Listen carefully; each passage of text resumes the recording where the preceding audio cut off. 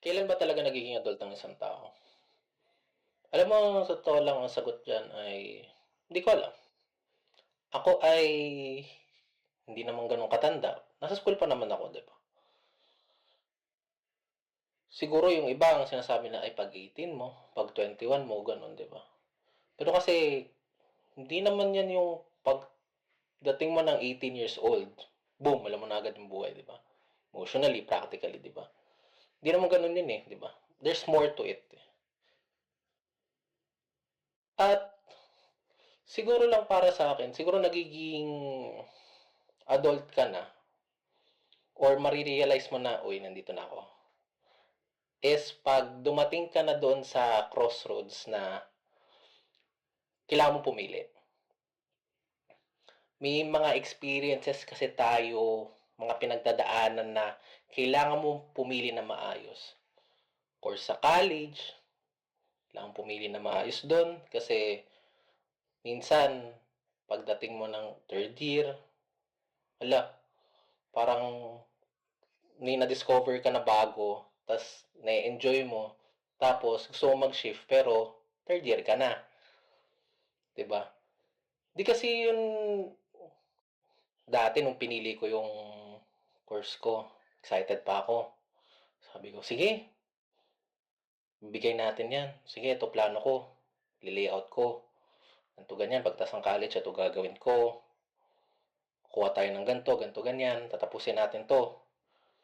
Pero nung dumating na yung second year, third year, ganun. Third year siguro, doon ko na na-realize na ay, hindi pala para sa akin to. Kaso kasi may mga taong ganun na nandun na eh. Alam mo yun, nandun na eh. Hindi ka na pwedeng bumalik. Kailangan mo nang tapusin yung nasimulan mo. May mga bagay na pinagdedesisyonan mo na kailangan mong mapangatawanan talaga. Siguro dun talaga nagsisimula yun eh, na ay, oo, ito na siguro yung adulting. Ito na siguro yun, na lahat ng mga choices mo ay meron talagang consequences, di ba? Hindi hindi ka maghihintay eh ng mga tao na mag-aayos ng desisyon mo na yun, ng mga mistakes mo sa buhay in general, di ba? Doon mo matututunan kasi na lahat ng desisyon sa buhay ay kailangan mo pag-isipan. Pero hindi ko naman sinasabi na kailangan matakot ka palagi pag gumagawa ka ng desisyon. Ang sinasabi ko lang kailangan mong pag-isipan, eh, di ba? Baka kasi pagsisiyan mo sa dulo. Siguro maganda rin humingi ka ng advice sa ibang tao. Kaso, hindi ko naman naranasan yun eh. Siguro nabigyan ako ng konting advice pero it's not really that helpful. Tapos, akala ko, ay, itong course na to, napakaganda nito. Siguro, magbabago buhay ko dito. At may mga na-develop naman akong meaningful na relationships. Marami naman ako natutunan. Pero alam mo yan, di ba? May mga bagay talaga na gustong-gusto mong gawin pero hindi mo magawa kasi nandun ka na sa sitwasyon na yun. Unfortunately for us, we just have to push through. Di ba? As long as, sobrang cliche pakinggan, di ba? Pero ganun ang buhay, di ba? Hindi mo naman makukuha lahat ng gusto mo, lahat ng mga plano mo, talagang nagfe-fail. At wala ka nang magagawa dun eh. Na sana bago ko ginawa tong desisyon na to, tinanong ko muna kay ano, o pinag-isipan ko muna. At siguro eventually, marirealize mo lang na you just have to face it. Na hindi mo kailangan iwasan yun eh. Na kailangan nating mabuhay. Continue mabuhay meaningfully, di ba? Kahit na hindi yun yung master plan mo.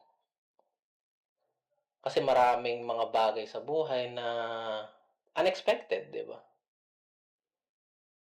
May it be a new opportunity, o bigla-biglang a loved one passes, it's about it's about siguro ang adulting na 'pag nagsimula ka ng kumuha ng responsibilidad, not only for what happens to you, but for what you choose to do with what happens to you.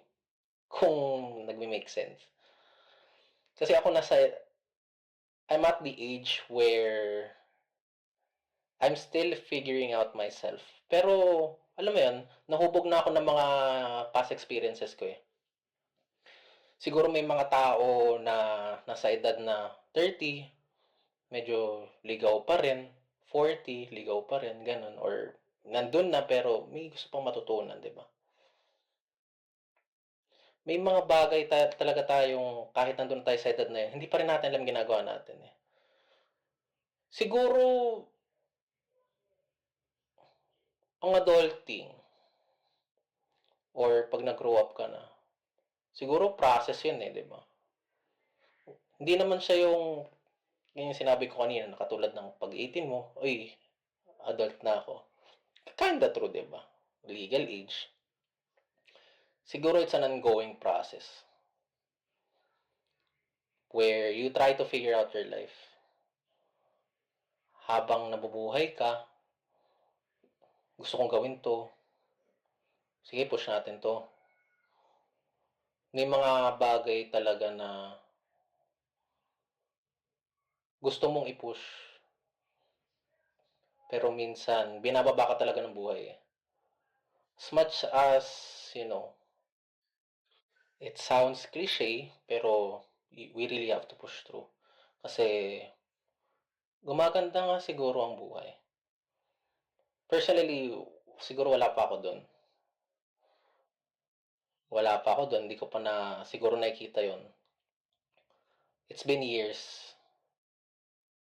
It's been years. At sana siguro dumating ako sa point na medyo gamay ko na ang buhay. Putya, wala pa nga akong ano, eh, valid ID, 'di ba?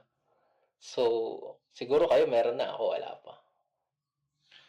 I mean, this is just a personal diary lang naman, 'di ba? Mga saloobin ko lang naman.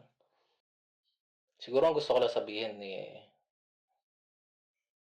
as much as I don't want to rush you, hindi ko kasi alam yung sitwasyon niyo sa buhay, eh. Siguro unti-unti nating talakayin yung buhay, yung gusto nating marating. Unti-unti nating alamin siguro. Kasi ano pa bang iba nating gagawin, 'di ba, kundi push through talaga, kumuha ng magandang trabaho, magandang bahay, heck, 'di ba? Kumuha ng magandang asawa, 'di ba?